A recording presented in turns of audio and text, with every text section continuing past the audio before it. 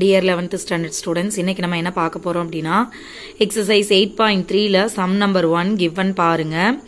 Find a vector dot b vector. நீங்க என்ன கண்டுபிடிக்கணுமா, ரெண்டுக்கு இடையில டாட் ப்ராடக்ட் கண்டுபிடிக்கணும்.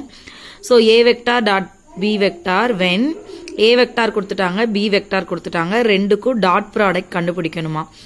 டாட் ப்ராடக்ட் அப்படினா என்ன பண்ணணும் அப்படினா i கூட மல்டிபிள் பண்ணனும், j கூட பண்ணனும், k கூட பண்ணணும். மற்றபடி ஐயை வச்சு ஜேவோ கேவோ பண்ணிங்கனாலோ அல்லது கேயை வச்சு ஜே பண்ணாலோ ஜேவை வச்சு கே பண்ணாலோ, அதாவது ஜே கே மல்டிபிள் பண்ணால் மட்டும்தான் வேல்யூ எக்ஸிஸ்ட் ஆகும். மற்ற என்ன பண்ணிங்கனாலும் உங்களுக்கு ஆன்சர் 0 ஆயிரும். அதனால தான் A dot B dot product கண்டுபிடிக்கும் பொழுது ஈக்குவலாக இருக்கிற அந்த கோஎஃபிஷியன்ஸ், அதாவது என்ன ஐனா ஐ கூட பண்ணணும், ஜேனா ஜே கூட பண்ணணும், கேனா கே கூட பண்ணணும்னு சொல்கிறோம். சரிங்களா?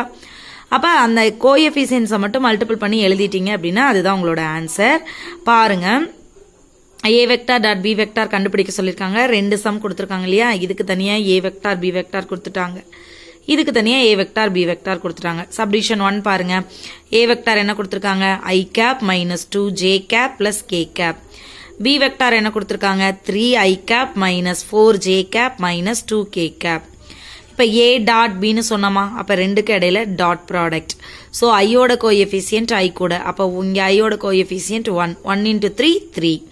நெக்ஸ்ட் இங்கேயும் மைனஸ் இங்கேயும் minus, so minus into minus plus, 2 4s are 8.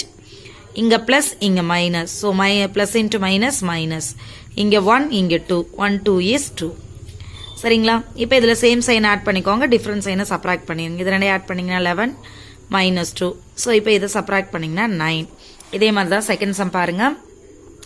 A vector கொடுத்துட்டாங்க 2 I cap plus 2 J cap minus K gap.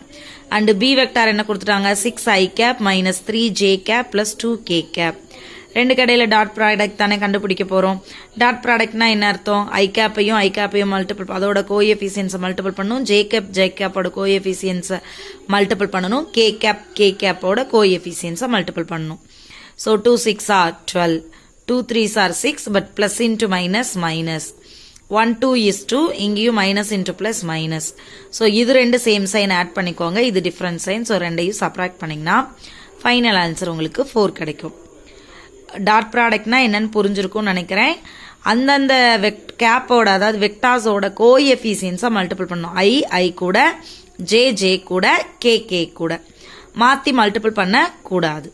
Thank you students.